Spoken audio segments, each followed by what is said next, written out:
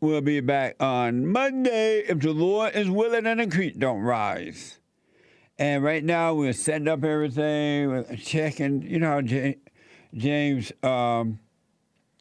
he comes right in and he's talking about what he's doing and looking at his computer and make sure everything is all hooked up and running. And then in a minute or two, the show get running. Well, Nick and Joel are making all that happen right now. And so I appreciate your patience. I can't, Hake is the best at what he does. So I can't be Hake, but I can just sit in for him until he returns. And he will return on Monday, if the Lord is willing. So they're hooking us up. You can call in at 888-77-53773, 888-77-JESSE. And also, did somebody out of Georgia have surgery or going to have surgery? I heard James mention one day. Skip, did you have your surgery? Lord, I hope you're doing well, Skip. What the?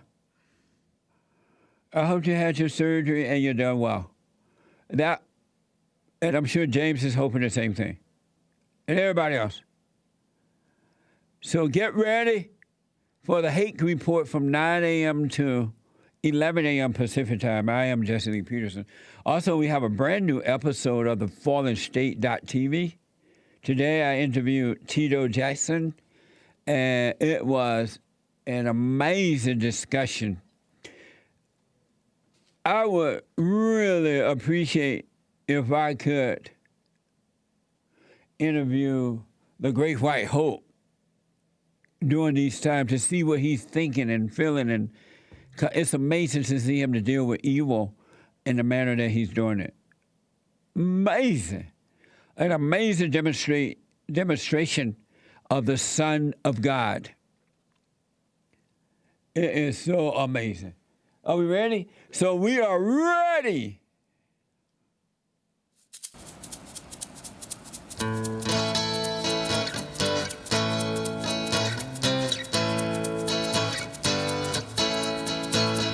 Oh, it's the Hake Report, the Hake Report, la la la. Oh, it's the Hake Report, the Hake Report, la la la. Usually right here is where James talks. Hey, guys. But he doesn't say, hey, guys. On Friday, he just kind of talks about the show a little bit. Oh, he doesn't say, hey, Friday? Oh. Well, hey, guys. Talk. Welcome to the show. I am Jesse Lee Peterson, sitting in for... But he stops. La, la, la. Oh, for James Hake. The Hake Report. La, la, la. So I'm doing Open Line Friday today for the Hake Report guy. Hake is doing much better. Every year, he normally get a head cold or something like that. So, beta. No, not beta. He'll be back Monday. And you can get involved by calling 888-77-53773, 888-77-JESSE, Jesse. I have some news items for you as well. I have to tell you, it is Friday, and it's been a very interesting week. 5 hours of radio a day. Yesterday, +2, which was 7 hours, including Florida State. And I'll have to drink some tea to relax the throat. But it's amazing. It's a blessing. But what even more so amazing is you the people, and also the staff. Nick, my producer, the anchor baby, I mean, he jumped in and just took over with the news and also getting my passions ready for my show and taking calls and coming in and giving you the Hake news, not the fake news. It's just been amazing. Joel and Chris, all over the place, answering the phone when to help out as well, and doing his social media work. It's just been amazing. I have an amazing team. I do not take it for granted. I am blessed. I am blessed.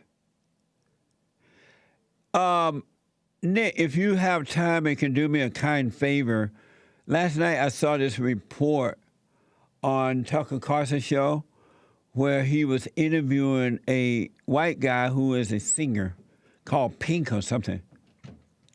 And apparently Pink went to the rally there in D.C. with Trump, but he did not go to the Capitol.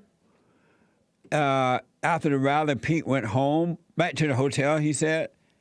And for that, he lost his contract, his singing contract. But the interview was so amazing. It was amazing. It was I want his interview, his whole interview, where he's sitting there talking to Pink. I think his name is Pink. I may be wrong about the name. It was very, very telling. It was very interesting. So I want to play that for the folks. And because a lot of, especially white people, but not just white folks, are under attack. All conservatives, but a lot of whites, because they're white. And it's easy to do this to the white folks because they have allowed it to happen. Yeah, he has long hair, but when he's performing, I guess his hair is pink. But with Tucker Carlson, his hair was brown, but it's long. He has on white pants and a blue shirt, and he's sitting there facing Tucker and having a conversation about what happened to him. It was very interesting. It was so interesting, I watched it twice, that interview. All right, so Nick is real, real busy, but he'll get it for me. I want to go to Kevin. Kevin was waiting from Dallas, Texas, a first-time caller. He's been waiting a while. He waited through my show. And so I want to go through Kevin, a first-time caller out of Dallas, Texas. I was in Dallas a couple of weeks ago. I used to live in Dallas for 6 months. It was amazing. Kevin, welcome to the HakeReport.com. Hey, Jesse. How you doing, buddy? From you. Thank you. I'm doing all right. I saw that video of you going through Dallas. It was kind of cool. Thank you. Nick put that together. Well, it was neat. I seen the landmarks and stuff that I was like, oh, yeah, I know where he's at, Amazing. It was. Well, my question for you is, often I hear you say, stay out of your head. Don't believe your thoughts and things of that nature. Right. And I guess I just need clarification on that. I'm an engineer, and before I even put pen to paper, yes, I think about everything is in my head. I build the whole entire system. Whatever I'm building is in my head before I even do a thing. Right. And is that kind of what you're talking about, or? How do you stay out of your head? No, when you're building something. When you're building something, you're using that as a tool. So once you use it as a tool, put the tool down and come back into the present. Don't be in your head thinking about what you're going to eat, what you're going to wear, what tomorrow or yesterday, or what you're going to say, or anything. All those thoughts are set up. The ones that make you feel good and the ones that make you feel bad are all lies. Okay. So what you're saying is it's more of a stay out of your head as in like personal things that are just happening in your life, not creative things like building or right, because things of that nature. Right. Because when you use it in that way, you're just using it as a tool. You're not living by it. And like you learn how to build a house, right? So you use it to build a house, and when the house is done, put it away. Right. It's just like when you use a hammer to build. You don't hang out with the hammer all night once you're done with it, right? that is correct. That is correct. But what? Because I have this habit of doing things in my head, Yes. before I even take one step. I do that in almost everything. When I go to, let's say I was going to a job interview, I'll play the whole entire thing out in my head before I even start. Now Don't do that. Don't do that. Have a wait Okay. and see with that, and then you'll be guided during that interview, and it'll be amazing. Because you don't know exactly what they're going to ask you. You don't know what's going to happen. And so if you pre-plan in your head, you're going to be ahead of the person that's interviewing you. You're going to give answers that you don't need to. You're going to over-interview. Oh, I can definitely see that. Yeah, I definitely see that. So how do you, I'm trying to think to myself, how do I switch from one to another? Because, like I said, I'm so used to just, I get specifications on what I need to build or, what a customer wants. Right. I go through all that. How do I shift gears? I mean, what would you suggest in shifting gears from using it as a tool to, shifting, I guess, into present? Are you doing time? my silent prayer video? Yes, and that's what inspired me to call you, is because as I, hear you say "stay out of your head," I think, gosh, that's where I live. Right. You know what I mean? Well, do you believe that all? Do you think you create thoughts? Well, yeah. Well, I've heard you ask that question a lot, and I know what your answer would be, which would be no. But I do, because I create. How do you create them? Well, let's say and you I'm want not me talking to, about when you're using them you've learned how to build a building, and you're using that because you get this idea in your head how you want the building to look and all that. But to live by, do you create all those thoughts that you live by? Oh, no. Yeah, you're right about that. I get set up all the time. I'm so great, and so on and so forth. Which Yeah. is just a setup and a slap. I get slapped down. Yes. And so it's I learned to those step back thoughts. from that. It's those thoughts that you should not just observe them, but don't believe them. Don't hold on to them. Don't live by them. Okay. Just live Okay. in the present, not in your head with those. Don't go in your head with those thoughts. They're all set up. They'll build you up. They'll let you down. They'll make you think you're wonderful. And as soon as you think you're wonderful, they'll tell you how awful you are. Now you feel bad, and then they'll tell you how good you are. They'll tell you tomorrow is better. Yesterday was awful. Let all that stuff pass. And they'll tell you when you get there, do this and do that, and you'll be thinking about all that. Let that pass.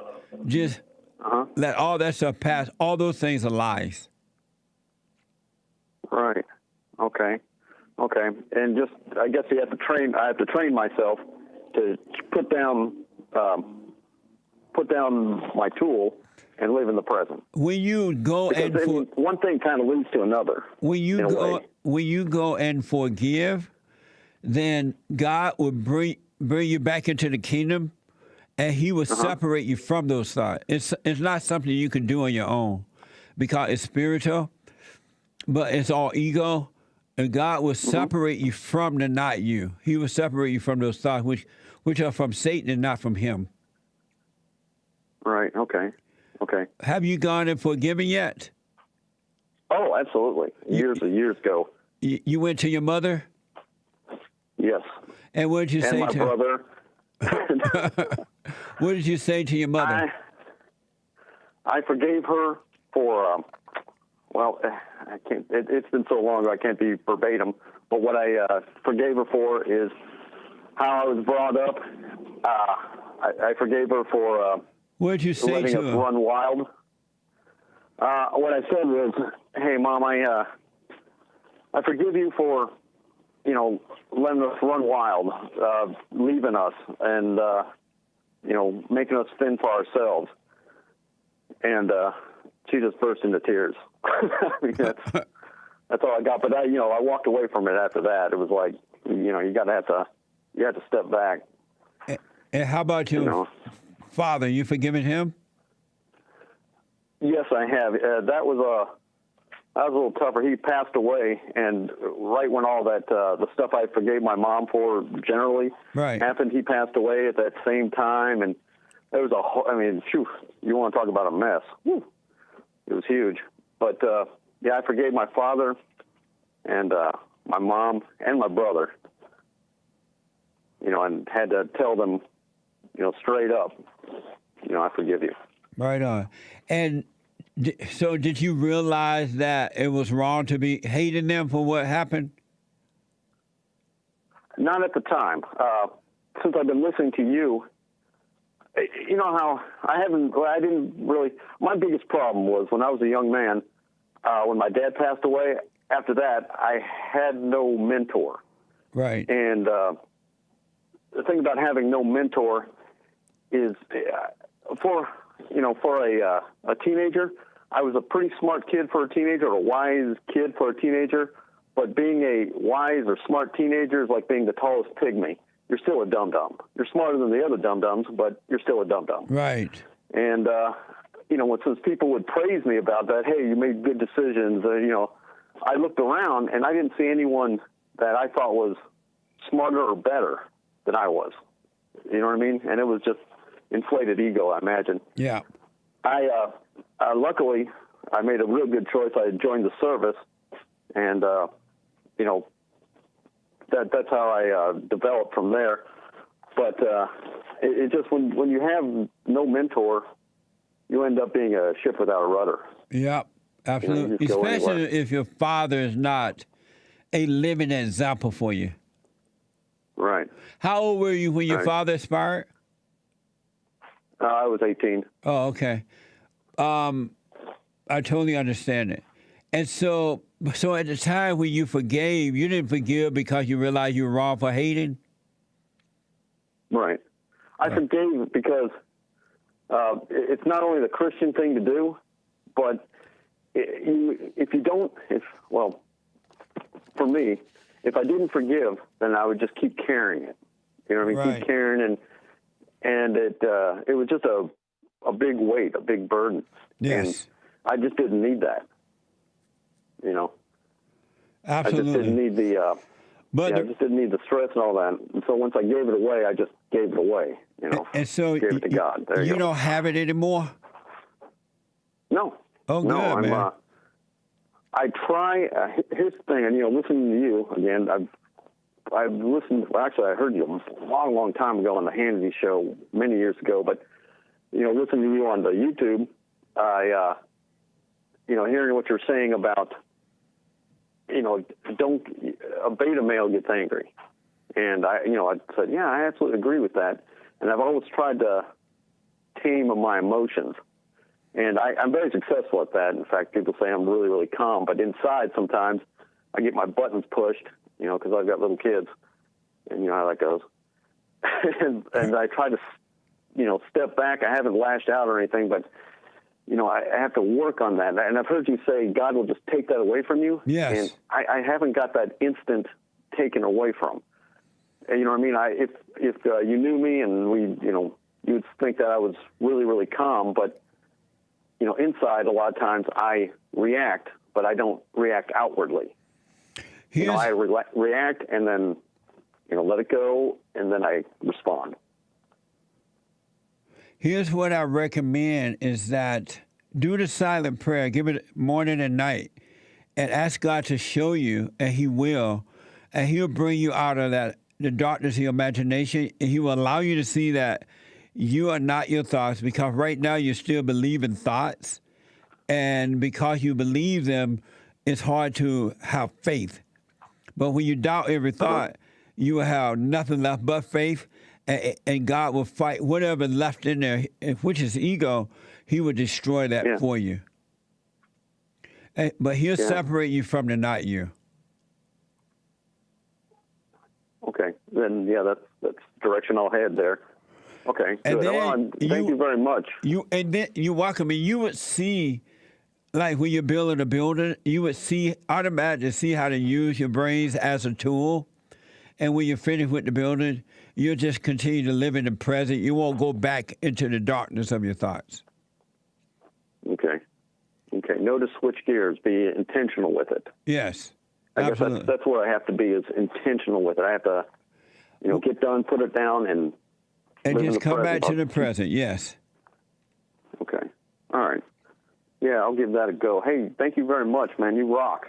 Thank you, Kevin. Let me know how it goes.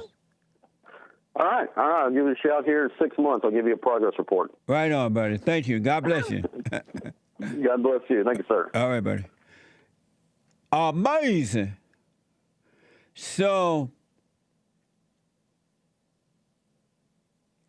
I want to, before I go back to the phones, I want to show you, this is from the Times, I believe. What is from there about the Black Lives Matter activists? Oh, the Epic Times, yeah.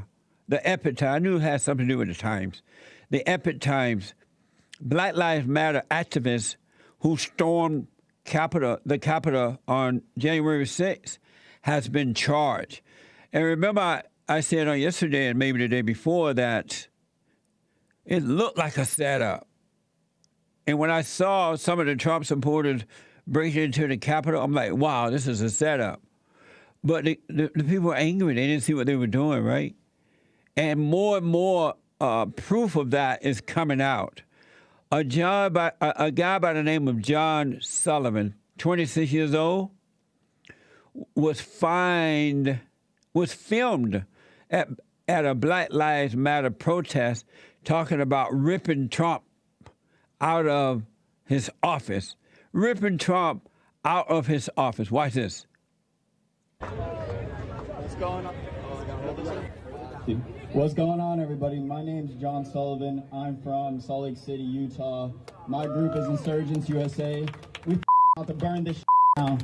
This we got rip Trump out of that office right over there. Pull him out that Nah, we ain't about waiting until the next election. We about to go get that mother. I ain't about that because you know what time it is? I want y'all to be after me. It's time for a revolution. Amazing, right? The guy looked black, and he can threaten the president, but no arrest, no investigation until now. Isn't that amazing? And so this same guy, John Sullivan, he was filmed in D.C. on January 6th, egging people on to burn this S down. Watch this. Go, you guys are savage! Let's go! Let's go! We gotta burn this. We gotta get this shit done. Okay, my bad. Well, they already broke the window, so, you know, I didn't know I hit it that hard. Do not deface the statutes. I can respect the statute. Well, people might burn this down, I'm not gonna lie. So it might be too late for that. Why don't we go in there? That's what I'm saying, break that shit. Damn, it would be fire if somebody had like a boombox or something. Revolutionary music and shit. Let me do, I got a knife. I got a knife. I got a knife.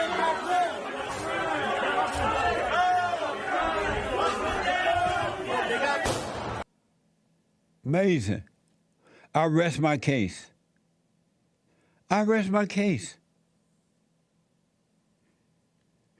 And some of you might remember my producer and he gave this report on some of the finding that was going on.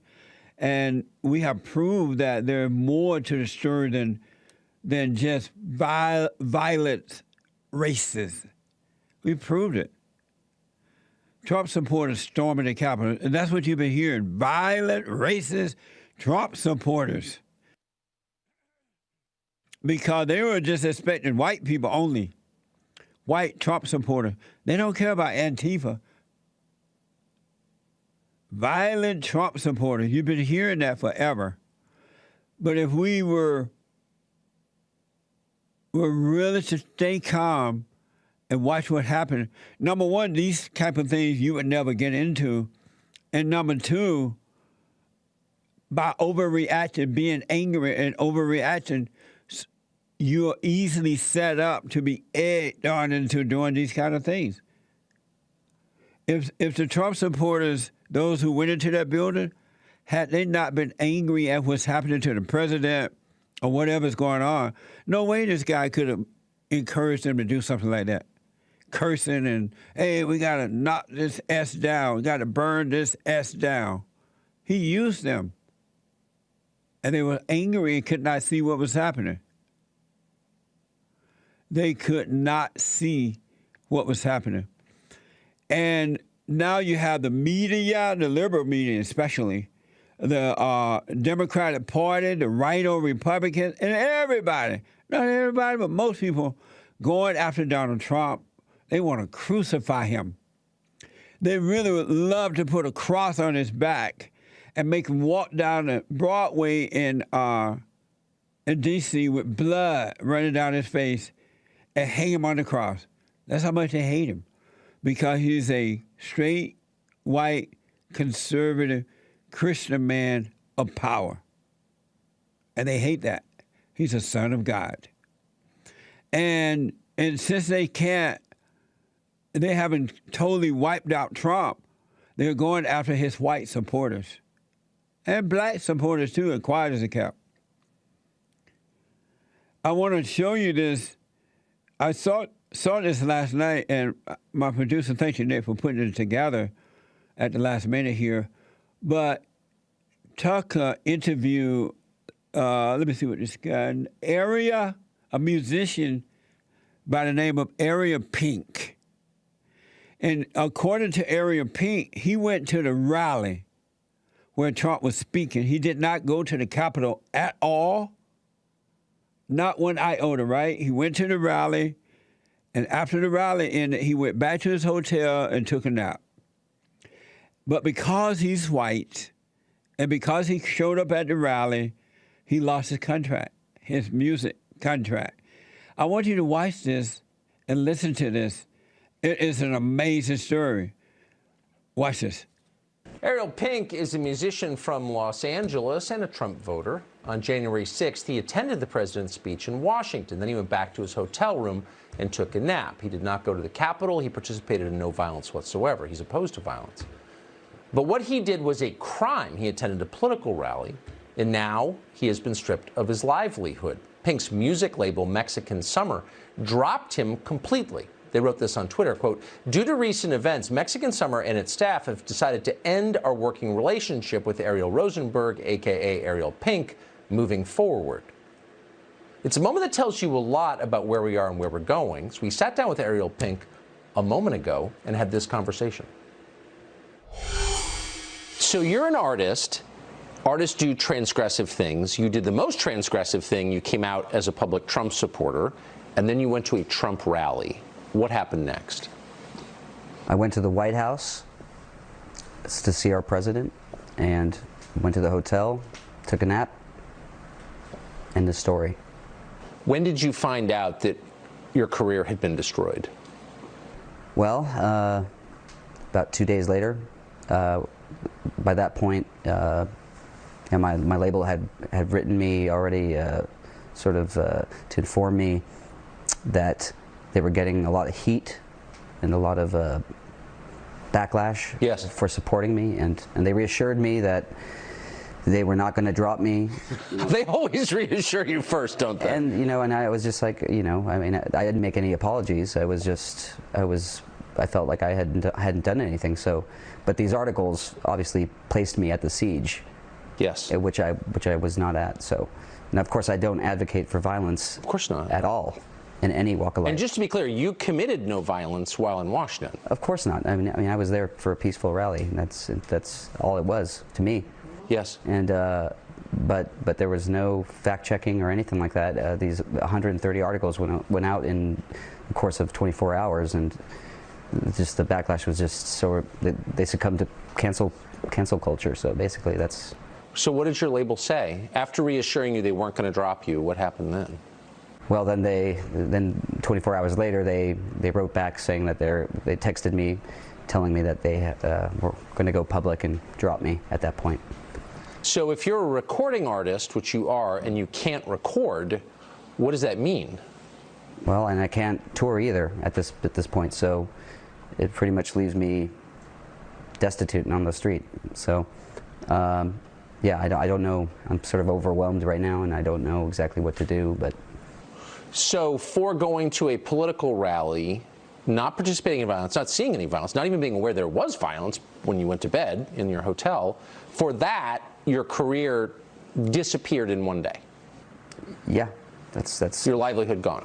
Yeah, that's and no apologies, no support. I mean, my family's been getting death threats. They don't even know that I'm here. I had to sneak away because they were so terrified of me coming on TV. They've been getting it all week. Me too. I mean, the hate is just overwhelming, and there's new articles being written. Just people are so mean. You've lived in this country all your life. Do you recognize it? Not at all. Not at all. I mean, I'm terrified. I mean, this is what I voted against. Right. I mean, I didn't vote so much for Trump as against cancel culture and this environment that's been blazing for about 4 years, but is about to ramp up and get even worse. So I'm just so struck by the fact that you are not a political person. You did not sign up for this. Are you worried that it will destroy you as a person? No, I'm not so worried about that. I mean, I've been canceled before. I've been canceled many times. I know how the whole thing works. It doesn't really affect my ego. Yes. Which isn't to say it doesn't hurt my feelings. It does. Yeah. But I know that it's not real. So I just you know, I've got family. I've got a small group around me that sort of keeps me centered, and I also believe in myself. I know I didn't do anything wrong, so there's no reason why I should feel remorseful about this. Amen. So you know how unreasonable and scary and punitive a moment this is. You're taking a huge risk coming on the show. Why are you doing it? I don't have any other recourse. Like, what am I going to do? Like, am I going to be able to get my statement out in magazines? I mean, who's right now the narrative is being pushed, and there's not very many people that are going to let a counter narrative enter into the fold. I mean, there's no nuance. There's no kind of I don't know what I don't know, man. I don't know what I'm going to do. You had no choice, basically, if you want to tell your story. I have no choice. I had no choice. There's nothing else for me to do. I can't even afford my lawyer right now. So. Last question. What do you think the purpose of all of this is? Well, I think it's desperation and fear that's driving the whole thing. I think there's been a very, very big effort to unseat the president, or at least not let him have 4 more years, which I think is fair. I mean, he lost, and I think he lost fairly. I'm not disputing anything. Biden is perfectly fine with me as president. But I think that there was just I think that they're still scared or something like that. It seems like they're sore winners at this point, and people seem to want to kick me down as well, much like they have Trump. Kick us down when we're down. I don't think that I believe that they're. I don't even know what. I don't know what the future is with regards to Trump, but I think it's. I don't know. I don't want to comment on that. They're sore winners. They're sore winners. Yeah. Good luck. When reasonable people like you are destroyed, all of us should take notice. And so I appreciate you telling your story. Thank you. Thanks, Tucker. So the life of a guy who did nothing wrong is just crushed. Let's just crush this guy because he said something we don't like. We have no connection to Ariel Pink. That's not the point. The point is you can't have a country where this kind of thing happens. It's awful. And decent people should stand up and say so. And they should fix it. But no one is because they're cowards. It's happening everywhere. It happened to the social media app Parler. That's now been banned from the internet. That wasn't an accident. It was a result of a massive effort, bigger than just Amazon and Apple and Google. Amazing. That's my 3rd time seeing that interview. And every time I watch it, it's just mind-blowing to me. It really is. I never thought, while growing up, for 1 minute, 1 second, 1 day that this can happen in America. That you can try to destroy another human being because they voted for someone you didn't like. And they are white. Well, they'll do that to anyone that voted for the president. But there's no love. It's just hate. In the United States of America, my country, I never, ever thought that it could get to this. But I do understand now. I understand why and how it got to this point. And that's another reason, folks, we must return to the fathers so that we can return to God through him and love God with all of our heart. God with all of our heart, soul, and might, along with nothing else. Because angry people will try to destroy you. They have no mercy. They have no love for you, their neighbor, or anyone. And these people are angry. They're evil. The liberal media, the Democratic Party, the Neville Trumpers, the Rhino, even that stupid Liz Cheney woman, evil. Just wicked. And she's supposed to be a Republican.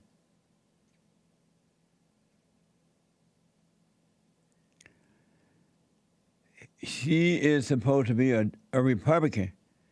And she hates Trump as much as Maxine Waters, the wicked witch of the West with the low IQ, or that empty, evil Pelosi, Nancy Pelosi.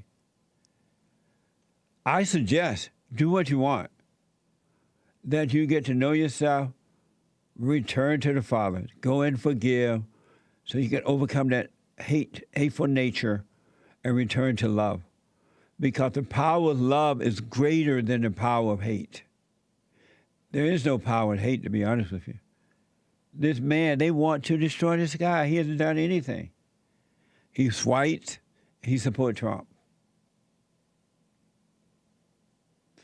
And you're letting all these radical blacks into your company. They're not earning it. And they're low-life, have no character.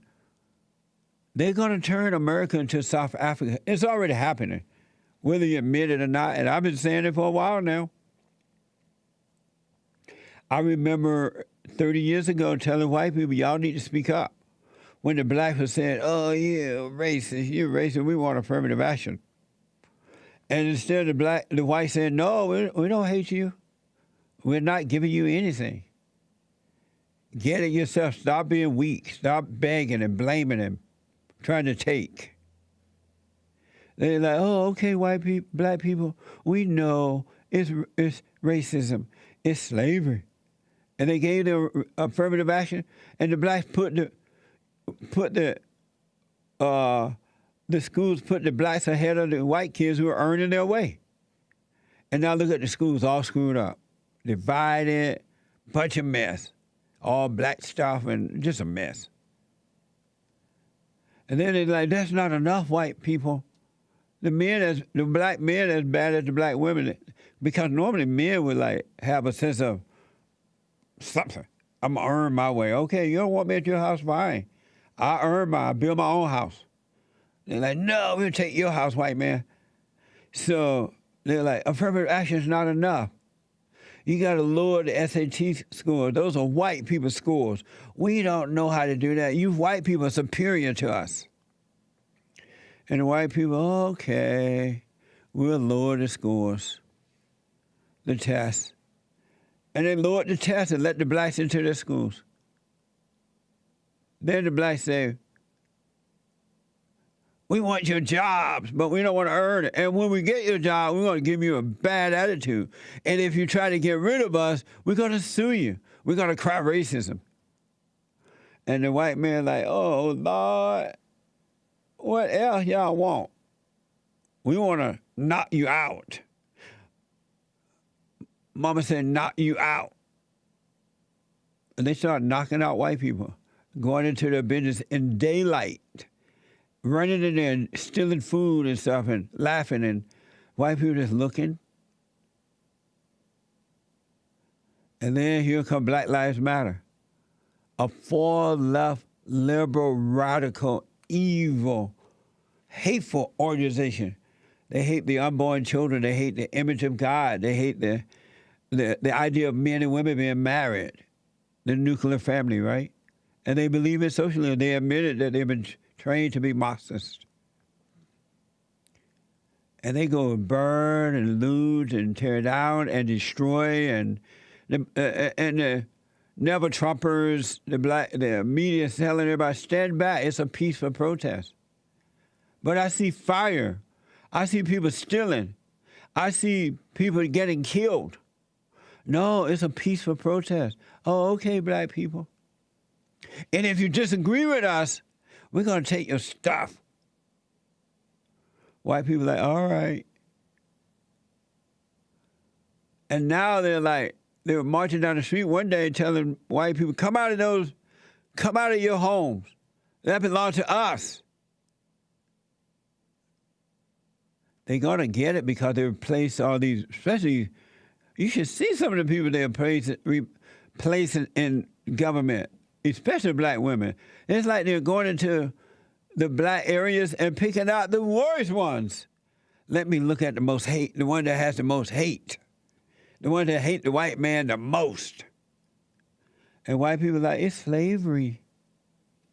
May God have mercy upon our country. It's a spiritual battle, folks. Return to the Father so he can take all those things away that you are made to be your God, people, places, and things. He'll take that away, and then they can't threaten you with stuff, places, and things, and they can't control you then. Tom is a first-time caller out of Shreveport, and you're better known as Shreveport. Right. Shreveport, Louisiana. Shreveport, Louisiana, but Shreveport, Louisiana. Same thing. Tom, welcome to the Hake Report. Thank you, Jesse. How you doing, brother? All is well, sir. How are you? I'm all right, man. Good. Yeah, man. I attend the church called Jesus Christ of Latter-day Saints, and I have a family member. I'm on the phone. Hold up.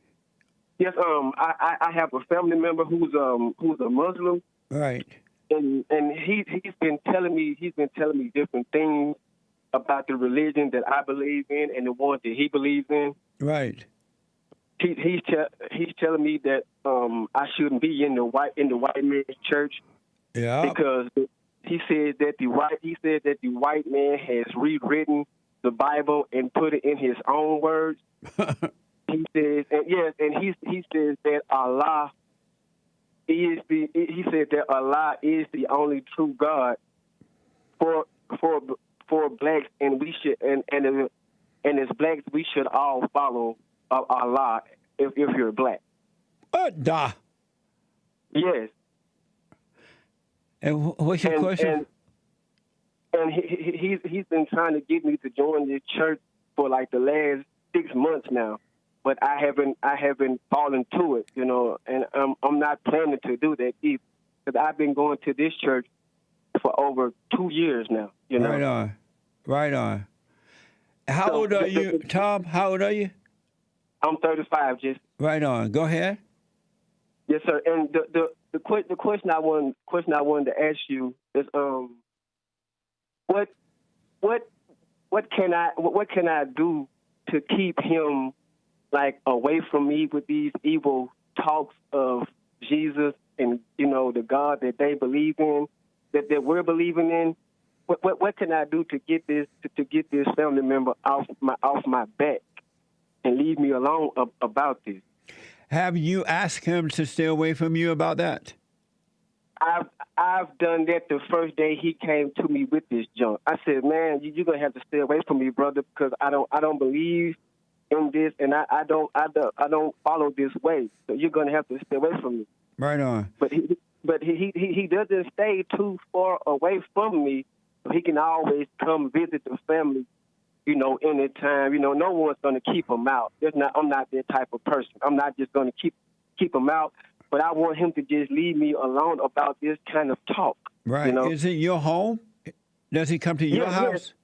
Yes, he can come to he come to my home and tries to talk to me about it. But why don't you let him in your own home? You have a right to keep him out of your own home. You're not wrong for that. Yeah, I know because that. He's disrespecting you. Say, hey, leave me alone. I don't want to hear about it. But he's imposing on you anyway, so he's not respecting you. Why not just tell him, hey, stay away from my home? Well, like I've told you, Jesse, I've done that before. I've told him to stay away with that type of talk. But don't say stay away with that kind of talk. Just say don't come to my house. Stay away forever, right? Yeah, until he until he stops imposing on you like that. Yes, but another thing is, you know, he's also actually he's like the nephew of my mother, so they're really close. Do your mother live with you? No. But the most time he comes over here, my mom is over here talking to me. You know what I'm saying about you know what I'm saying the things that I have to talk to her about. And when he shows up, she's mainly the one that opens the door for him in order for him to come in. You know. Have you told your mother you don't want him there and not to let him in? I've told her more than once, but don't let her come back over there then. Tell your mother stay away from your house. Yeah, you know, she says, well, you know, we're all family. There shouldn't be no confusion like that. Just talk to him on another level. But Tom, you're a grown adult male. Tell your mother to stay away from your house if she's not going to respect you. Yes. Have you told her that? Yes, sir. I have. And she still come over anyway? Yeah, you know, that's my mom. You know, she's not gonna stop coming to see, you know, me, no matter what I tell her. You know. Yes, she would if you don't let her in. Does she have a key to your house? No, sir. Well, don't let her in. Hey, don't let her in. You're not your mama's boy. You're not your mama's baby. You're not your mama's child. You're a grown adult male, and if your mother's just disrespecting you like that, tell her she can never come to your house again and block her. Yes, sir. You got to take control of your own life, man, but don't be angry. Leave out the anger. And just because your mother had you, that doesn't give her the right to run over you and disrespect. You're not her husband. You're not her boyfriend. You're right. And just don't hate, though. Do not let them push you to anger, but be firm. I don't want you at my house anymore. Neither one of you can ever come again because you're disrespecting me and my house. Your mother has no right to come over to your home and take over like that. I understand. And tell your mama you're not her husband, you're not her boyfriend. She has no right to do that to you. Yes, sir. But if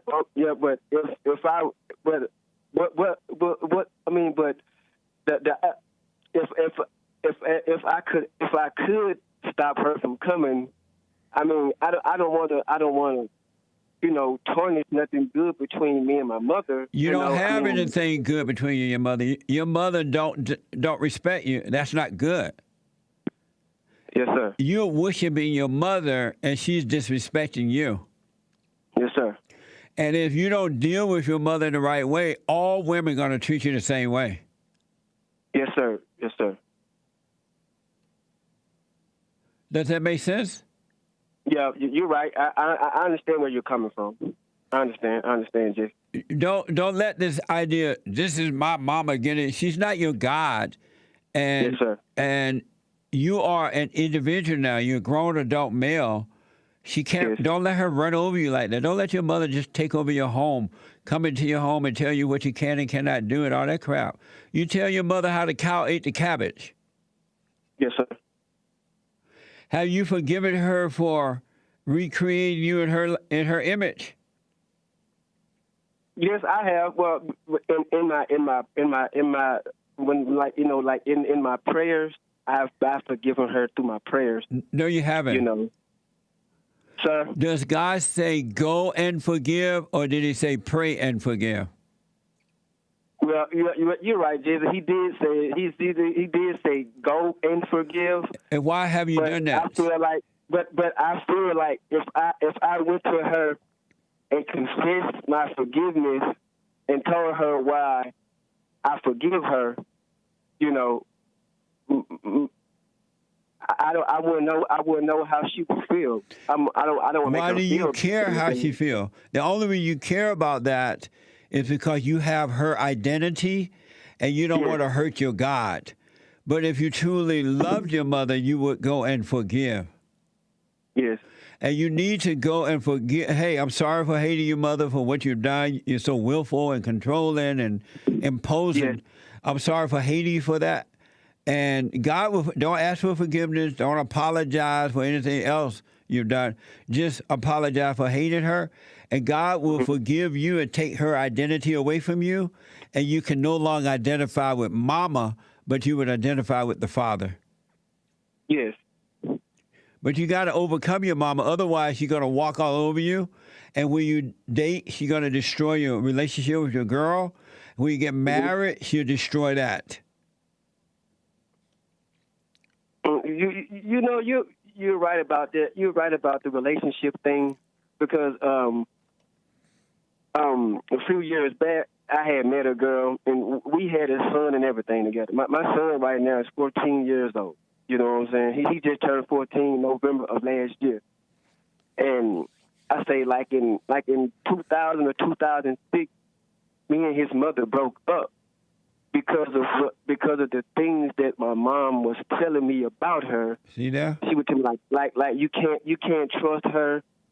She doesn't look like she's gonna be there for you and the child. She already looks like she wants to leave you guys, you know. See, I tried to tell her no, she's not nothing like that. And when I talked to my girlfriend about it, it made her actually want to just get up and go. Yep. You know. So your mother accomplished what she was trying to do. Yes, and we haven't been together since 2005. And my son, no, 2006. And no, I mean 2007. And my son was born in 2006. Are you able to see your son? Yes, sir. My son stayed with me. He's been with me for 14 years. Good, man. Listen. Yes, your mother. I'm not letting him go nowhere. So next time you talk to your mother, ask her, are you horny for me? Mothers are horny. Those mothers that are doing those kind of things, they got the hots for their son. They're horny for you. They want to have sex with you. Yeah. Wow, man. I didn't know that, Jesse. Why else is she destroying every relationship you get involved in? Damn, man. Isn't she acting like a jealous girlfriend? It seems like it because she's always telling me she's not the one for you. She's not going to be there. Yeah. I mean, and she didn't like some of the clothes my girl was wearing. Like, look at the type of clothing she's wearing. You know what I'm saying? She didn't like it. Tom, if you want to be free, if you want to overcome that nature where no woman or anyone will control you, you got to go and tell your mother, I'm sorry for hating you because of her willfulness and her imposing your life. And if she apologizes, fine. If she doesn't, if she starts crying, if her feelings are hurt, it's just her ego anyway. You just say, hey, I'm sorry for hating you. And then God will forgive you. Don't ask for forgiveness. And if she have a fit, that's on her. You watch it like you're watching a movie, and you go live your life and keep your mother away from you. Okay. She's not going to let you have peace. She's going to control you. And this has been going on for so long, man. I'm really actually tired of it, you know. Yeah, of course. It's time for you to stand up and forgive, so God can forgive you, and He'll give you perfect love. Then you can deal with everybody in the right way. Okay, so my father is dead, and forgive your father for not protecting you from her. He couldn't handle your mother. He loved you. It's just that he couldn't handle her. She was just like his mother. Yes, because when I was around 15 and 16, they split up, you know, and my dad just died recently 3 years ago, you know, due to cancer. Were you close to him at all? Oh, yes, sir. I was very close. Like, sometime when him and my mom would get into it and she would, like, put him out, I would actually follow him just wherever he went. Right on. Know? Right on. No lie. You know, I wouldn't care if it was day or night. I would follow him wherever he went, you know. Right on, man. Well, forgive your mother so God can forgive you and give you back your identity. You're going to walk on water. Okay. And don't let Satan tell you, oh, you're going to hurt her feeling. You're going to do this. You're going to cry. She's going to get mad. Whatever happens on her, she's too evil for you to hurt her feeling. It's her ego. Yeah. Now, Jesse, about this Muslim religion. Yes. Should I stay where I'm at the Church of Christ, Latter-day Saints, or should I, you know, go ahead and should I go ahead and be a part of the Muslim family? You should stay at the church you're at. You should stay at the church you're at Latter-day Saint until you see you want to leave. But I wouldn't have anything to do with this Muslim religion because these black people, they hate white people, and they try to pretend that God is black, and now all of a sudden they're saying the Bible is the white man's religion. It's because they hate white people. Don't go down that road. Yes, and I used to listen to the I know you heard of Louis Farrakhan. He's evil as he can possibly be. Man. Look, Jesse, all of his speeches I've heard him talk about, he's always downing the white people.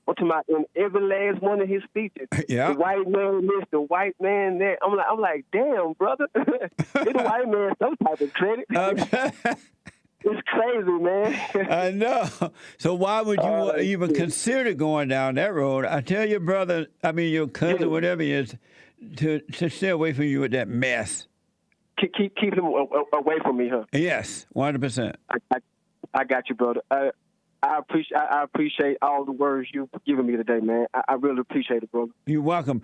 Are you doing my silent prayer video yet? No, I haven't gotten to it yet, Jesse. I'm not gonna even lie to you. Well, do it. I need to get into it, though. Yeah, do that, and so God can bring you out of your imagination. But as long as you want to go to this Latter-day Saint church, you go, man. Yes, if that's what you want to do, and if you see you don't want to go anymore, don't go. Let it be you doing it, not what somebody else said. Yes. And at this church, it's been nothing but good vibes. You know, the people are friendly. Yeah. And people from all around the United States come to this church. And I'm not lying. People have come from different states, you know, to come to this church, Jesse. And I've been there to witness it, you know. Well, then don't let your cousin or whatever he is talk you out of it. Just because he's your blood cousin doesn't mean that he's a friend. Yeah. Okay. Just let him talk his crap. Yeah, but don't tell him don't come to your house. You don't want to talk about that. Okay. Well, from now on out, I'm just going to keep him away. Yes, and your mother too. Okay. If she continue to run over you like that. With it. Okay, Jesse. Okay. All right. All right. I appreciate it, brother. All right. I wish you well, Tom. Call me again. Okay, thank you, brother. I will. Hey, Tom, let me tell you this. Don't let Satan tell you, oh, your mama, you got to hurt her feeling. That's your mama. She ain't God. Yes, sir. All right? You forgive her. She has the understanding, right? So what? I said she has the understanding, huh? She knows what she's doing, yes. And if she pretends like, what you forgiving me for? I need to forgive you. Whatever. I'm sorry for hating you, for how you imposed your will on me. How you treated my father. I realize now you can't help it. You're crazy. And I'm sorry for hating you. And go live your life. Okay, Jesse. I'm going to do that, brother. I sure am. I wish you well, man. Let me know how it goes. Thank you, brother. I will. Okay. Okay. Bye. Bye-bye. So sad. Such a sad way to live. When I look at the world, it fills me with sorrow. Children today gonna really suffer tomorrow. Oh, what a shame. Such a sad way to live. We must be born again, folks. We can't do it in that fallen state. This year is about returning to the Father, enduring, loving God with all your heart, soul, and might, and your neighbor as yourself. We got to come back to Christianity. These blacks have started to tell other blacks Jesus was white and Christianity is just a white man's religion. You know that's evil. It's evil. And that's what happens when you have anger. You just can't see. You really can't see. You think you're seeing and you're not. You are not. So Latter-day Saint is Mormon. I like the Mormons. They have nice families. They do for themselves. I don't know a lot about the religion, but I know a bunch of Mormons. When I lived in Oregon, I met some really amazing Mormons.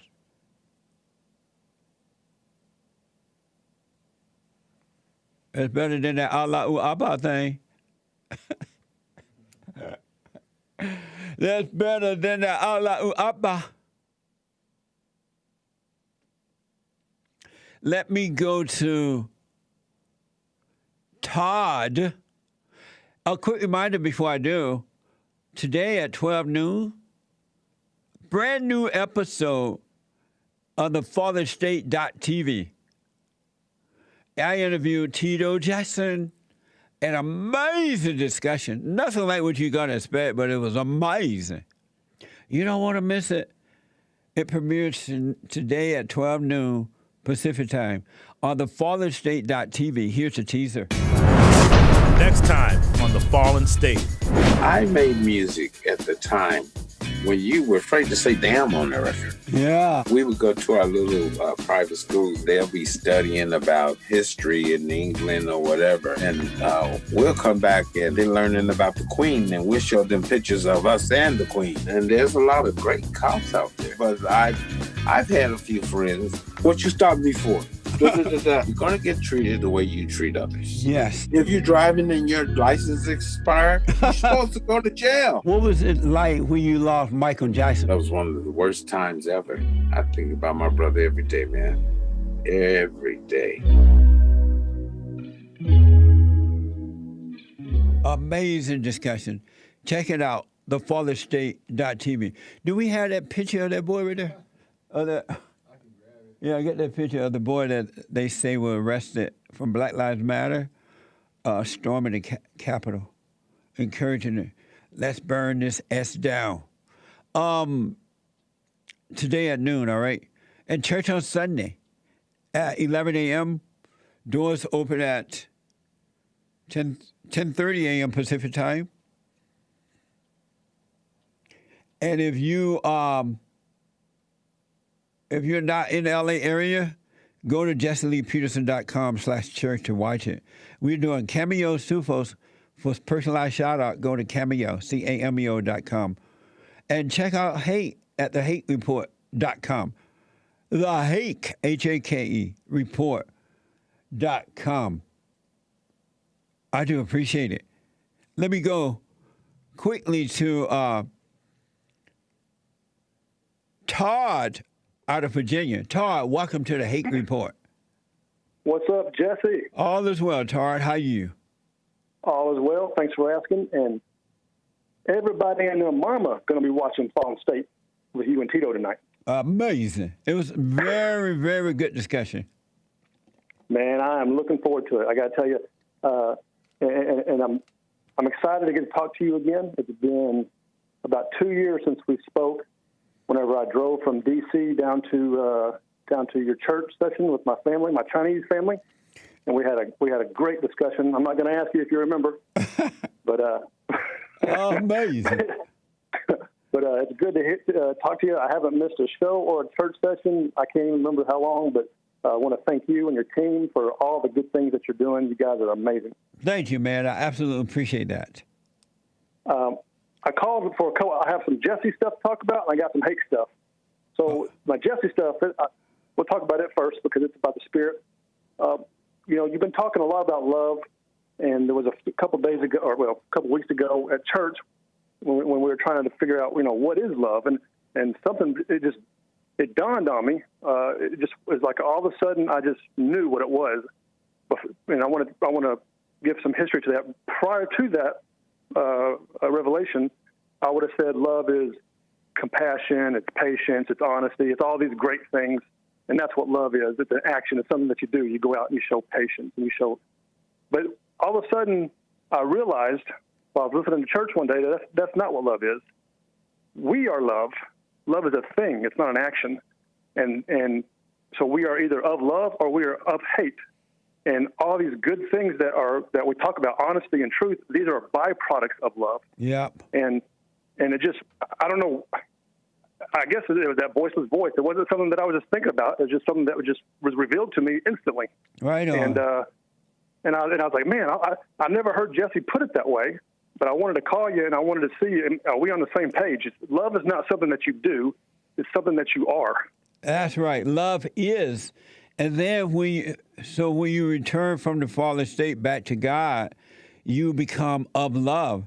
And once you become of love, he destroyed the ego. And then you're patient. You don't hate. You don't gossip. You don't try to destroy. You keep the commandments because he would cause you to do that because perfect love would cast out all the other junk and you would just be of love. Love is just not hating. Yeah. Absolutely. It was such an amazing realization, or it was just an amazing understanding. And that's been happening to me more and more. It doesn't happen all the time, but it's happening more and more. And I try not to hold on to it because I know you're always talking, don't hold on to these things because it'll feed the intellect or the ego. And plus, you don't want to hold on to anything because you want to maintain an empty glass. And as long as your glass is empty, God can fill it. But if you hold on to these things, your glass will become full. You can't receive any more wisdom. Absolutely. And then there was one more. I just happened to get today. I'm in the gym, and I'm listening to you this morning in the gym while I'm working out.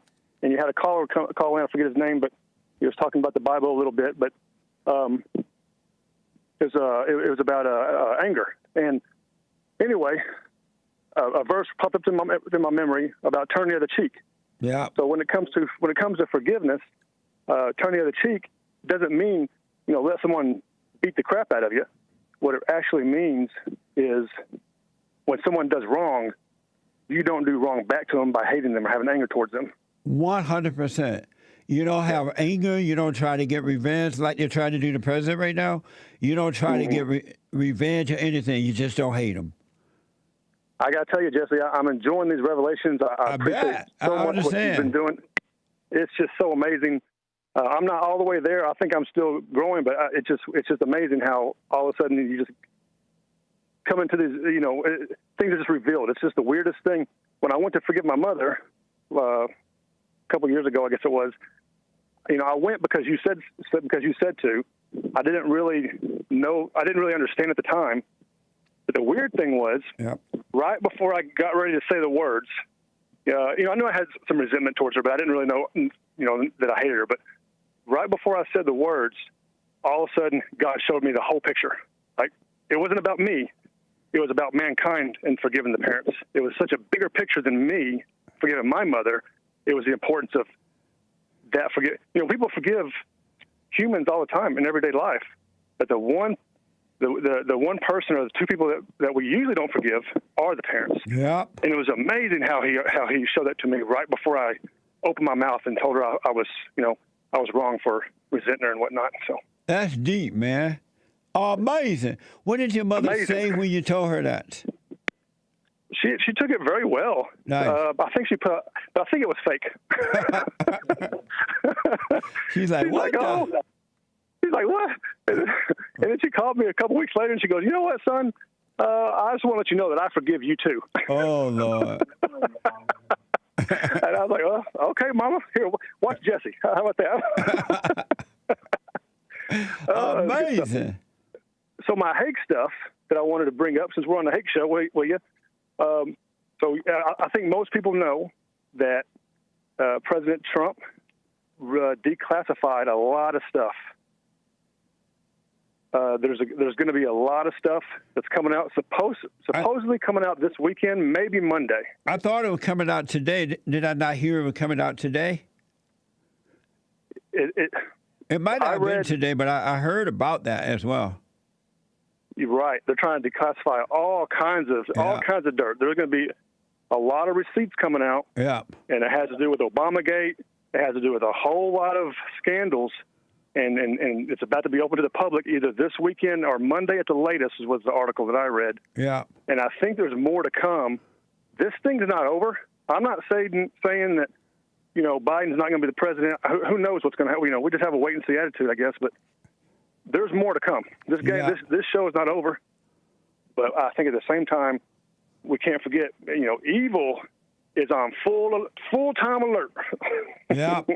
That's another reason why the media, these liberals try to take over all the media and get rid of the conservative, because they don't want the people to be informed about what they have done and what they are doing. But we'll see what happens with that report. It's amazing. And you're right, it's not over yet. We have to wait and see. Yeah, it's not over yet. Yeah. And you know what? I could talk to you all day, Jesse, but I know there's... Yeah, I got it. Everybody and their mama want to talk to you. I do have one quick question for you. Real fast, and then I got to run. Real fast. We talk, love comes from God through Christ, through the man, to the family, and all this stuff. I understand spiritual order. But knowing that love is what we are, or if a woman is born again and she is of love, at that point, can she not be also a mirror of love unto others? If she's not married and she returned to the Father, what will happen is that he will renew her mind, give her a logical mind, draw her in, and yes. Okay. But if she's married, she got to go through her husband. Yeah. Well, I wish I could get my wife to go through me. Whew, it's a fight every day. Well, just be patient. It'll take about 50 years and she'll come around. Well, that's what happens when you do it. I call her out on it. I do it in front of the kids. I'm not mad, but I point out the hatred and the kid. You can see the kids look at me. You can tell that their trust is in me. Yes. And I tell her the truth. Yeah. Maybe one day she'll wake up. We'll see. Yeah. Give it about 50 years, but at least you and your children will be fine. Jesse, I'll let you go, brother. All right. Love you guys, what you're doing, and keep on doing it. Thank you, Todd. You too, buddy. I appreciate you. All right, bye. Bye. Did I see the Mexican Carwash Boy? Mm-hmm. I need to ask him a quick question. Hey, Nick, have the Mexican Carwash Boy to come here for a minute. I think I saw the Mexican Carwash Boy in the building. Let me go to Trey. Is Trey a first-timer? Out of Oklahoma. Trey, welcome to the Hake Report. You're on the air. Trey? No Trey. Let me tell you this. Hake has also been tagged on D-Live. Hake has also been tagged on D-Live. He can still stream, but no super chats or treasure chests on D-Live for Hake. So go to streamlab.com. Don't hit that camera. Be careful, boy. streamlab.com/the Hake Report for you to give you ninja genies. Nigga genies. No. Ninja guinea. And onions. Not no onions. Lemons. Yeah, lemons and oranges and D-Live, right? You just made a whole new website. Go to streamlab.com/the Hake Report to give all your super chats and D-Lives and treasure chest stuff. All right? Because Hake been X'd on D-Live, so have I. Amazing. Listen, before I go back to the call, no, slide over. Yeah, just go it over. Right there. Yeah, push that away a little bit more. Yeah. There you go. Right there. This is, some of you might know, this is Samuel, the Mexican Carwash Boy. Good morning, man. Good morning. So the reason I asked you to come in because, first of all, you do amazing work with cars. Just really perfect. But I think I heard that you changed your website or something, right? Oh, yeah. So I changed my business name to Samuel Mexican Carwash Boy. So my new website, you can find me www.samuelmexicancarwashboy.com. Samuel Mexican Carwash Boy. .com, no spaces, just like that. No spaces. Yeah, and on Serial call Samuel Mexican Carwash Boy.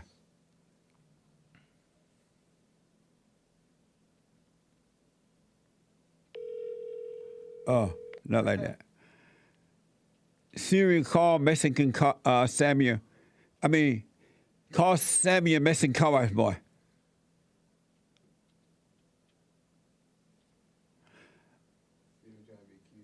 Yeah. What? Siri trying to be cute all of a sudden. Siri call Samuel Mexican Carwash Boy.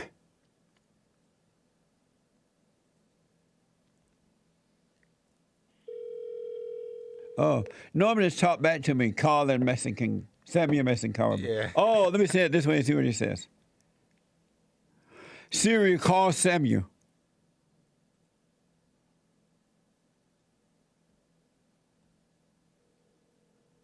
Oh, he won't talk. But anyway, I wanted you to give out your new website. Oh, a new website, www.samuelmexicancarwashboy.com. On Instagram, Samuel Mexican Carwash Boy. Facebook as well, same. Amazing. Across every website, every platform is the same thing. I've gotten amazing reports about your work as well. Everybody so far that we have recommended came back very, very, Mamma Mia, hola, sí, señor, very happy. Amazing. That means a lot to me. Yeah. That's like the best. Keep it up, man. Thank you. Appreciate it. Thank you. Amazing. That's Samuel, Mexican Carwash Boy. Check him out. And he details cars, wax, clean, whatever, right? Yep. Whatever they need.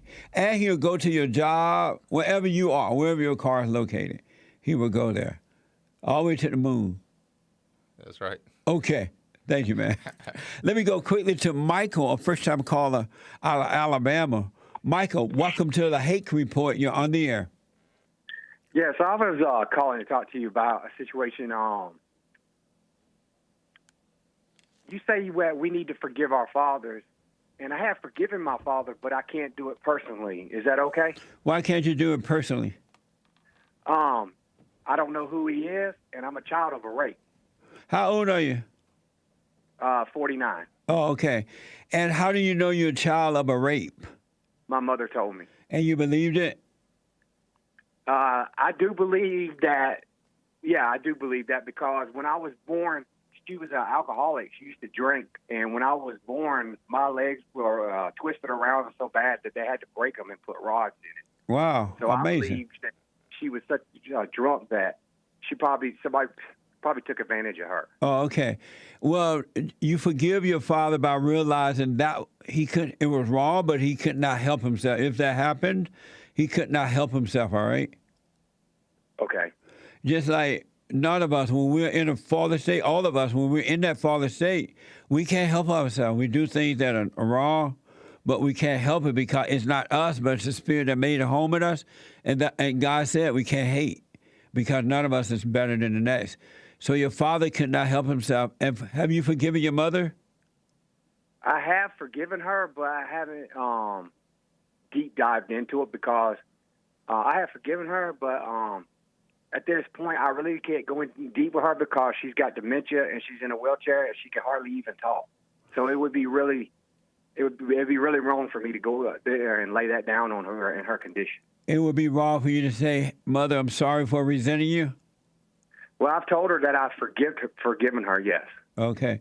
But I grew, you know, I grew up in a bad situation with her, you know, from being born like that. And then I had really bad anger problems. I went to prison and things like that before I got my life together. You know? Right on. But I've been clean over 30 years. I got a pardon and all that, but I was in and out of jail and prisons and things like that before I got myself together. I had that victim mentality. How old are you now?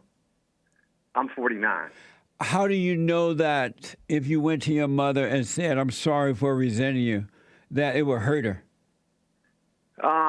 Because we live on the same property together. We have a lot of land, and I've always honored my mother and father no matter what they did to me. I always, you know, expressed love. I've always done for them, helped them out when they needed help, things like that. I've never held anything against them because I was, you know, I was raised as a Christian, and that you're not supposed to hold grudges. Right. And you're not supposed to hate anyone. So I've always, no matter what they've done to me, is continue to love them through the pain. So have you become angry at them? I must have been angry because I had that victim mentality that you know, like the whole world owed me something because of what I have went through. And blaming everyone else for your faults. And blaming everyone else for my problems. And when I had to realize that nobody cares about my problems, the only person who should care about my problems is me, and I've got to resolve my own problems. Right on, man. Amazing, Michael. Are you doing my silent prayer video? I haven't been. I've been sitting here procrastinating, knowing that I need to get to it. Yeah. I know. And so I know I need to get to it. I know, because I really didn't realize. I think I still have some anger in me. Yeah. I've come a long way because who I used to be is a whole different person than I am today. But I know that I need to get better. You know, I want you to see it for yourself, not because I said it, but if your mother's... So you say you have not forgiven your father yet, right? Well, I can't forgive him because I don't know. Right. I've forgiven him, but I haven't forgiven him personally. I haven't went to him because I don't know you don't know who he is, right? Well, just whomever it is, just realize that was wrong, but they couldn't help it, all right? It was wrong, but don't hate him for it. And do the silent prayer so you can see if you need to go to your mother and just say, I'm sorry for resenting you, because you're fortunate that your mother's still alive and you don't need her to admit to anything. But if you have any resentment toward her, you do have the opportunity to go and just have, hey, I'm sorry for resenting you. I don't know why. I mean, Satan is probably convincing you that it's going to hurt her. But you're fortunate. God will set you free from her if that's what's still there. But do the silent prayer so you can see for yourself, all right? Should I forgive my adoptive father, or should I not lay that on him because he's an adoptive father and I'm not biologically his? If you resent him for anything, you should. Okay. Because I do resent him some because he's a real bad beta male. Yeah. Even to this day, I have to... If I give him candy or anything, he has to sneak it and hide it because my mom will say something to him about having candy. Really? But I thought your mama was, like, out of it now. Well, she has enough cognitive ability that, you know, if he's doing something wrong, like eating candy or eating stuff that she don't want him to be eating, she'll go off on him. What the? How old is he? He's 63. What? He was a military police officer for 20 years and a drill sergeant. And yeah, a beta male to mama. And a beta male, he's an alpha male on the outside. I mean, he's a total alpha male on the outside, but on the inside, nobody knows that he's controlled like that by my mom. But my mom, she's like, even though we're white, she's like an angry black woman. She's 6 foot, 190 something pounds, and she's just a mean person. So your mother's 6 foot, 91 pounds. Mm-hmm. And she's no fat, nothing. She's just a big woman. And she fight and stuff like that when she was younger, and so she's a different type of woman. Are you afraid to go to her and say, I'm sorry for resenting you? I know what's gonna happen. What's gonna happen? She gonna go off, probably. But why do you care? She gonna stutter. She stutters so bad that even if she goes off, she probably. I think I don't know. I guess I need to do it, but. Do you care if she goes off? No, not really. I mean, she's been going off all her life, so I should be used to it by now. I would recommend do what you want, though. Do the silent prayer, and if you see you need to go and forgive her, don't let Satan talk you out of it, and just say, "Hey, I'm sorry for hating you," because you are fortunate that she is alive. And if she get mad, fine, whatever, that's on her. Just say, "Hey, I just wanted to say I'm sorry for you." For hating you for what, because I realize now you couldn't help yourself when you were drunk and all that, right? And God will forgive you, and He will open up your eyes even more so. Okay. All right? Okay. Well, I'll have to do that then. I have to grin and bear it, I guess. Are you surprised? How do you feel knowing you're afraid to do it? What is that like? If you understood my whole situation, then it wouldn't be so bad. Yeah, I understand it because when I was 38, and when I went to forgive my mother, I was scared as hell. But see, my mother hates me. She ain't like the females that love their son. She kind of hated me growing up. It seemed that way because she sent me to my grandparents to be raised.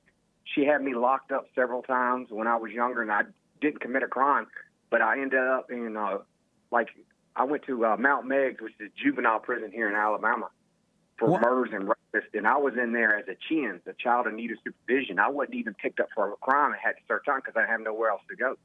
Why she hated you so much? I guess I reminded her of that day that she was raped, I guess. Amazing, man.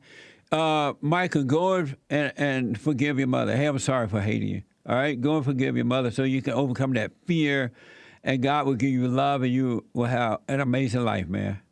Yeah, because I just want to be resolved of all anger, and I know that I have, even though I've come a long way, I still got a little bit more to go before I get over the mountain and start, Go and forgive your mother, and whatever she does, let her act out. Don't worry about that, and you'll get over the fear, and you will be able to live in an amazing way. But you gotta go so God can forgive you, and take her identity away from you. All that stuff that has happened to you. Okay, I'll do that. All right. I want to say one other thing about, since we're on the Hake Report, about this Capitol thing going on. Yes. I just think that conservatives, people on the Republicans and all that, they just need to quit talking about it because we just give the Democrats more ammunition. Yep. They weren't talking about BLM. They weren't talking about Antifa when they were doing all this rioting. So why are they holier than now? You're absolutely right, man. And I don't look at the Democrats. I don't care about them. What I care about is our own Republicans, our own people who are supposed to express our opinion and how we feel are against us. And that don't make... That's even worse to me. But the Republicans are revealing that they've never been for us. They have never been for the Republican voters. They are no different than the Democrats. They are there for power and wealth for themselves. They are there because they're making a career of it. They can care one dime about the Republican voters. They don't care about us at all. And that was all hidden until the president showed us where they're coming from as well. So we got to vote them out and vote in Republicans that care about the people and work for the people. It's a wake-up call. It is for me because I was never in politics. I didn't even vote until Trump come around. Yeah. Because I always believed it was a rigged system, and now it looks like it's kind of that way. Yeah, absolutely, man. So go and, and be glad to see this. Liz Cheney and all those people, they're selfish, evil liberals. That's why they're jumping on board with the liberals going against the voters. And they know that the media, the Democrats and others are going after the Republican voters. They're going after the Trump voters. And so they're going after the Trump voters as well. They're no different, man. No, you're right. You're absolutely right. Yeah. But I will talk to my mother. I want to be resolved to this. I'm getting older. I need to get it gone completely. Absolutely. And God loves us. Enough. That's why God sent his only son, so we'll have a way to return to him. So go and forgive and just say, hey, I'm sorry for hating. Don't ask for forgiveness or anything, and God will forgive you, all right? Okay, will do. God bless you, man. Call me again, Michael. Thank you, sir. All right, buddy. The Hake Report. Do we have any super chats or D-Line? What am I supposed to be doing here? Nobody tell me anything. Nothing. Okay. So for the hate, super chats and all that, you can't go to D-Live anymore to do that. Go to streamlab.com/the Hake Report, Hake, because Hake has been X'd. He's been X'd. Johnny is a first-time caller out of North Carolina. Johnny, welcome to the HakeReport.com. Hello. Hey, Johnny, welcome to the Hake Report. What's going on, man? All is well, sir. I was saying, 'cause I know, like, a lot of times you say, I know you say that humans are in a fallen state. Yes. But do you think that animals, what do you think about this question? You think animals in a fallen state? No, they have animal instincts. They can only do what they do. That's interesting. So they're not in a fallen state? Animals can't sin. Oh, okay. So you saying they're not in a fallen state, or they are? No, they're in an animal state. They operate on instinct that given to them by God. Oh, okay. So do you think like their consciousness is different than ours, or? Absolutely. Okay. Cool. I got one more question for you. I say, what did you think about, like, say for instance, like my wife, for example, like you always say, like the man should lead, right? Yeah. And the man should pretty much like lead the woman. He is the head of the wife. Yeah, the head, right? Yeah. And I don't like try to be the head. I just like lead. Like I don't like tell my wife what to do or nothing like that. But if like she come to me and she asking me something, I tell her what I think about it. You know what I mean? But I don't like tell her what to do. But it seemed like when I used to tell her what to do, not necessarily tell her what to do, but like give her advice on something, she would do the opposite of what I say. Yeah. And then when she find out that she was wrong, she'll just come back and she'll talk about it and be like, yeah, you was right. But I got tired of it. I got tired of it because I was just like, well, I would tell you, you know what I mean, what to do in that situation, and she would literally do the opposite. So I just like, do you think that's a good thing for me to do that though? Do you think it's good for me to just stop, like giving her advice on stuff? Sometimes it is, but sometimes it's best that you tell her. And if she doesn't do what you say, she'll just have to suffer for doing opposite of what you say. But it's your responsibility to lead your wife, because otherwise she can't see the right thing to do. And that's what I was thinking. I was like, because like a lot of like lately I ain't been, you know, I see like a mistake. I could see a mistake coming, and I just won't say nothing, you know, because I'm like, she gonna do the opposite of what I say anyway. Well, but is that good for me to do that, or should I say something anyway? Sometimes if they don't want to hear it, you just have to let it go, let them suffer, right? Let them find out the hard way. But it's your responsibility to point it out. And if, you know, you don't want to force it on her, but because women can't see, you're married to her. You're like, because it's God over Christ, Christ over man, man over woman. So you're like her God, right? And you're supposed to try to point it out. But if she doesn't listen, then let her suffer. And then sometimes you may have to just let her suffer on her own, and then she may wake up like that. But you have a responsibility to correct your wife. Okay. All right. Well, I didn't want too much, man. I just wanted to call, get your insight on that. I appreciate you, Johnny. Thanks for calling the Hake Report. Yeah, no problem, man. All right, buddy. It's a hard job, man, but you have God with you. He'll guide you. But you got to overcome the woman so God can be your God and not the woman, right? And then, ladies, if you're not married, you can go straight to the Father. Forgive, just as men. You should be doing it anyway, married or not. But forgive your mother, return to your father. God will renew your mind and give you logic. We'll have a church on Sunday. Go to rebuildingtheman.com/church. rebuildingtheman.com/church. It starts at 11 a.m. Pacific time. Doors open at 10:30. p.m. 10:30 Pacific time on Sunday mornings. Special shout outs go to Cameo, CAMEO, whether it's encouragement, birthdays, funerals, weddings, whatever.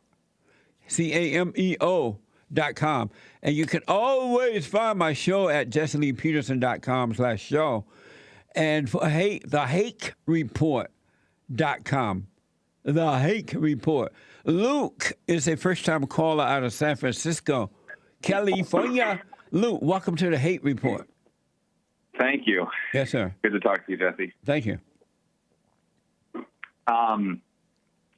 So I have been a big fan of yours and got into your show this summer. I spent my whole life pretty much as an atheist, but have found God in,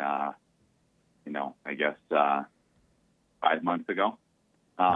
And it's been a really transformative experience for me, and been very thankful to you and helping me on that path. Amazing. Nice. And in now trying to, live my life as a better Christian, one of the biggest things I've been struggling with is the question of premarital sex. Right. And I have taken the last year, I've been abstinent. I've had a lot of issues in the past with relationships. I think a lot of sort of my struggle, the things where I've turned in the wrong way in my life were around relationships. And I had a lot of anger from my mother, toward my mother, and I forgave her this fall. And that was a really powerful experience, and it was very healing, I felt. And now I'm starting to see a new girl, and have been trying to be very responsible and thoughtful and slow about progressing with the relationship, and have not slept with her yet, and have a big part of me feels, as you always say, like I shouldn't have premarital sex. And I guess there's just some part of me that is struggling with, I feel like I have clarity from my heart on everything else that I read the whole Bible too this fall, and listened to you, and I have clarity on almost everything else, but for some reason I don't know what it is. I am at a loss for how to proceed, and maybe don't trust myself a little bit. I don't know, to make the right decision. Your question for me is what? My question is, I guess, how do I find certainty about, how do I make my heart understand whether I should have premarital sex or not, or I guess that I shouldn't. And, should I just, I've been doing the silent prayer, and should I just do that and try and live in the moment and act the best I can toward God, or should I I'm kind of ruminating about it and thinking about it a lot, and I just don't know if there's anything else I should be doing or I should be thinking about to make sure I make the right decision. Good question, man. But let me ask, Joel, are you aware that the show cut off and repeat frequently throughout the show? Right. I don't see that. You guys know that it's happening? It's not happening on my end here. Are you aware that it is happening? No. I just got a text that it's happening. Okay. Number one, what sex will do is you'll become a subject to it, right? To the woman. You become, it feels like love. It fulfills the ego. And so you find yourself addicted to the woman. She become addicted to you. It'll just be trouble. And so that's one reason. And number two is if you don't have the sex, you'll be able to see her for who she really is. She won't be able to hide her true identity, which is not her own, but she won't be able to hide. so that you don't marry the wrong woman. But if you have sex, you're not going to be able to see her. She won't be able to know you for who you really are, right? And so when you come together, after the honeymoon, you're going to start fighting each other because you realize it's the wrong person. So you need to stay away from that so you can be clear on who you're dating. And she needs to too, so she can be clear. And when you come together, you'll get married because sex is really just to make children. It's not for pleasure. And so you'll be able to make a bunch of babies, and after all your babies are done, you stop having the sex again and come back to the father. But if you do it now, you're gonna get caught up in it and marry the wrong woman. That's very helpful. And how do you have any thoughts or advice on? So she doesn't identify, this girl that I'm starting to date doesn't identify as a Christian quite, but I think she's actually finding her way there, and we'll see. Do you have any recommendation for the best way to communicate that? That I want to wait until marriage, and why I do, and why I think it's important. Maybe just say what you just said, Sarah. Maybe that's what I should do. But do you have any thoughts on how to best talk to her about it? Like it's your God-given role to be an example, to lead her. And I wouldn't say to her what I will or would not do. Don't say, well, I'm not having sex, because you lie to yourself. And the moment you say you're not having sex, you're going to have all the sex in the world, right? Because what you're saying is, I'm God, and I can. Yeah. You're saying, I'm God. The line and then not keeping it. You said, I'm God, and I can stop myself. You can't stop yourself. Just take it one day at a time, and just be a good example. And try to avoid those, like, don't let her stay overnight. Don't you be staying overnight at her place, and don't be traveling, hanging out in hotel rooms together, and that way you can resist it. But don't say to her you will or will not have sex. Just take it one day at a time, and let God guide you. Let it, one moment at a time, one day at a time. Yeah, and maybe I guess if she asks me why aren't we having sex, then I can answer the question or something. Just say we're not married. Yeah. You don't say, well, I don't have sex because I'm a Christian, right? You say we're not married. Yeah. Because the moment you say we're not going to have sex, she's going to challenge you all the way to the bed. She'll tempt you and challenge you and all that. That's what I'm worried about. Ben, make a mistake. That's really helpful. We as human beings should never say what we will or will not do. We don't know. We always should have a wait and see attitude and just deal with the moment. That makes a lot of sense. I really appreciate that, and it gives me actually a lot more clarity. Yeah.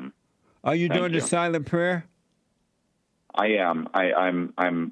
I've made it my resolution this year to make sure I try and do it every single morning and night. I'm getting close to that. I miss it sometimes, or I fall asleep before I do it. Right. But I'm trying as hard as I can. I will do it every morning and night. Right on. It's been very helpful. And God will guide your way. I'm telling you, man, He can do it. He can guide you better than any human. He will guide you with the light. His light is a spirit. It's of love. And you'll be guided by that. It'll be amazing. It's beautiful and amazing. Yeah. All right. Well, that was my question. I will give you a chance to talk to other callers. Thank you so much, Jesse. All right. Thank you, Luke, for calling. Now, HakeReport.com. Thank you. All right, buddy. Hake, for those who don't know, he's out. He'll be back hopefully on Monday. I think he's doing pretty well. He's texting and everything else right now. What the? So he'll be back on Monday. All right? Do the silent prayer, folks. It's a spiritual battle. No human being can make you see the truth. Only God. Only God can make you see the truth. All right? Only God can make you see the truth. We're supposed to point one another back to the truth within, and God will do the rest. TJ is the first time call out of Arizona. TJ, welcome to the HakeReport.com. Jesse, how you doing, sir? All is well, sir. How are you? Good, and it's PJ. Oh, they P, with the like Paul P. Okay, PJ. They put a TJ, but okay. Oh, okay, yeah, PJ. Sorry about that. All right, hey, sir. So I had a question regarding my son situation right now with him being sick, and with my wife, and also my cousin's wife. So he started feeling sick on Wednesday with a like a light fever, headache, and but nothing too serious. I mean, he's just feeling a little on the weather like Hake, Yes. and showing no symptoms of what COVID is. It just sounds like maybe like a cold or. Yeah. But from my experience with my son, I think he's exerted his body. From my experience, because he plays sports, he works out, he goes to basketball training at 6 o'clock in the morning. He has basketball practice at 6 o'clock in the evening. So he just hasn't been staying. From my experience, hasn't been staying on top of his his nutrition and hydration and all that. Yeah, that's what Hake does too. He works all the time. He doesn't really have a lot of downtime for himself. And this is flu season, so he tend to get head cold or something like that. So my question for you, Jesse, is right now we're in the transition to moving from one town to Phoenix, Arizona, and we're about 3 hours apart. We're going to be there at the end. We're moving out at the end of this month, but for the time being, my two sons, which are 18 and 16, are staying in Phoenix with my cousin and his wife. So his wife is really, really kind of like more of the, my cousin's more beta than anything, and he lets the wife head the household. So she's really taking really cautious to him being sick right now. And my wife and how women get, they overreact and they get emotional. Yeah. And they're already treating it as to he has COVID. And I'm like, you don't know if he has COVID or not, but for the symptoms, it doesn't sound like he has it. And my wife is trying to, still baby him and she got upset with me this morning. I told her not to get him tested yet. Let his body respond. He's not totally his fever ain't above, 103 or nothing, Right. But she started calling me names, you idiot and retard. And so, I was like, all right, whatever. Are you a beta male? No, sir. No, sir. Well, how is that your wife can call you an idiot? Why she I think call she her can... idiot right back. No. I say, you idiot. I say, you're an idiot. And she's like, you retarded. I said, no, you retarded. It's all right, whatever. All right. So, but I don't take it I don't take it personal at all. I just know that. Right on. How women react, and but she knows that I'm head, but she still gets lashes out like that from time to time. But from my question is, what should I do as far as both of them, trying to gang up on me and say, no, we need to get him tested, this is, and I'm trying to put my foot down like, no, he doesn't need to get tested because he's not showing symptoms. And with all this stuff with false positives, and stuff I'm hearing about, like the hospital's getting it wrong and they're doing it for just money. I don't want to give them no money whatsoever if if that's what they're doing. Yeah. So I'm just telling my son, listen to your body. If you feel like you need to rest, then rest. If you feel like you need to get out and, get your lungs working a little bit, then do that. And if your body responds to that, then, you know your body more than anything. So what do you think I should I told my son, I told him to stand up to your mom, stand up to the lady taking care of you, which is your aunt, and tell him that, I don't need to go in for a test right now. I know my body and it's nothing new, How old is your son? So he's 16. And so why is this aunt involved in his life? We moved him into a private Christian school back in October and out of a public school. And it's funny because I did it mainly for basketball, Right. But because I know the head coach very well, and he black, He'd be like, but he's a godly man, and he's that's why I wanted him to be coached under him. Right. And that's why I made the move. But from it's weird because from during that time, it's like what I've been hearing on your show. All these great great people saying like, get your people out of public school, put them in a private school. Yeah. And that's what we did. And I'm glad we made the move, but it's a big sacrifice because our 2 boys aren't living with us. They're living with them right now until we can move, and our lease is up at the end of this month. Why? And so so do you live far from the school? Yeah, we live 3 hours away from Phoenix. Oh, and they live in Phoenix. So, and I live in a totally different. I work in a different city, an hour away from where we live, and then same with my wife. She works in a different city, but we're kind of spread out right now. But the idea is that we're moving to Phoenix, to be there though, at the end of this month. But for the time being, to get them transferred, we had to have them be living in Phoenix. Because it doesn't sound good that your son is living with his aunt. And especially if she's trying to take over his life and not listen to what you say about it. What I recommend is that you take control of that, as you said, talk to your son, because I can't tell you what to do about the Chinese virus test or not. But what I can tell you need to take control of your son and tell him what to do and tell that woman that he live with to stay out of it.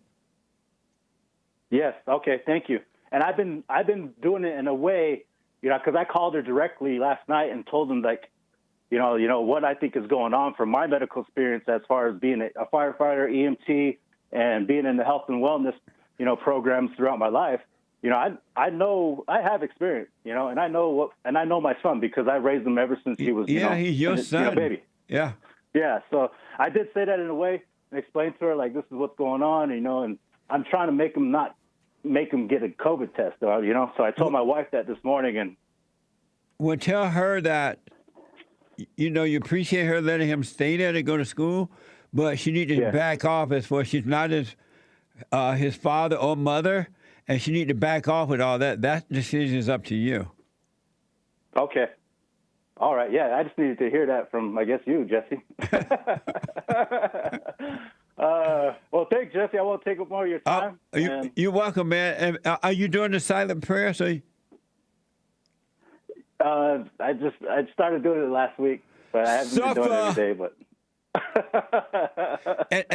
yes, the reason it's so important, PJ, that you do the silent prayer so you can see what to do in those moments. But if you're not doing it, you're not going to see because Satan will make you doubt everything, and you'll find yourself, relying on the outside, not on the inside. So I would recommend you stay with the silent prayer, man, so you can see how to guide your family. Yes, sir, and I understand it completely, and I'm trying to get there, and I know you're not promised tomorrow, and you're not, you don't know what's going to happen in the next minute, so that's why you want to be one with God in the morning and at night. That's right. So because the moment you stop the prayer, then Satan can deceive you in your mind. He will deceive you. Yes, sir. But God will protect you from that as long as you have his mindset. So do the silent prayer morning and night. Yes, sir. All right. Thank you, Jesse. I wish you well with that, PJ. Can I get an amazing out of you? Amazing. All right. Have a great weekend. All right. You too, buddy. Thanks, Jesse. All right. All right. God bless. God bless you, PJ. Real fast. So the Hake Report will be back on Monday. And we all wish him well. I think he's doing pretty good. He's doing a lot of testing today. You can't be sick and text, right? We are having church on Sunday at church start at 11 a.m. Pacific time. Doors open at 10:30. All are invited. If you're not in the LA area, go to rebuildingtheman.com/church. rebuildingtheman.com/church, and you can watch it live or you can podcast. What else? Check out the HakeReport.com. He has his shirts and all his stuff there. Amazing hate shirts and things like that. The HakeReport.com. And today at noon, we have a brand new episode of the FallenState.tv. The FallenState.tv at noon today. I interviewed Tito Jackson, the brother of Michael Jackson. It was amazing. Here's the teaser. Next time on The Fallen State. I made music at the time when you were afraid to say damn on the record. Yeah. We would go to our little private schools. They'll be studying about history in England or whatever. And we'll come back and they're learning about the Queen. And we'll show them pictures of us and the Queen. And there's a lot of great cops out there. But I've had a few friends. What you stopped me for? You're going to get treated the way you treat others. Yes. If you're driving and your license expired, you're supposed to go to jail. What was it like when you lost Michael Jackson? That was one of the worst times ever. I think about my brother every day, man. Every day. Amazing. The FallenState.tv at noon today, Pacific time. All right? It's been an amazing show this week. I appreciate your support. And it's an honor to sit in for Hake. And I know you all miss him, but he will be back. He still has good hair. The head coat did not damage the hair at all. It's amazing hair. All is well, and he will be back. I want to quickly rush in Michael. Is that Michael? Mitchell. I had a friend named, my girlfriend's brother was named Mitchell. Mitchell Lee. Mitchell from Maine. Welcome to the show, Mitchell. You're on the air. Yes, sir. What a pleasure. I'll be quick. I'm so glad to hear about good hair. Good hair, man. Yeah. And that he's beating that, overcoming. Well, like it's just a head cold that he had, but he's doing much better. The hair is still standing. Well, it goes along with your message. Endure. We have to endure. Yeah. Real quick, just an update. I'm a second-time caller, Jesse and team. Everybody's so good. The ankle biter, the good hair man, Chrissy White, and Noel He Black. All of y'all are legends, and I love you guys so much. Thank you, man. Real quick, I don't think I've sinned all week long, and it's a lot to say, but I'm just letting y'all know. It is possible. It is so possible if you can just really focus. Silent prayer morning and night, sometimes in the bathroom in the afternoon when your day is going rough. If you guys can do that, you can have the kingdom within you. It is true. It can really work. Did you say you haven't sinned all what? Week long, all 5 week. days. And what is sin? Oh, well, we don't have time for that. I mean, When you say what is sin, real fast? Okay, real fast. Yeah.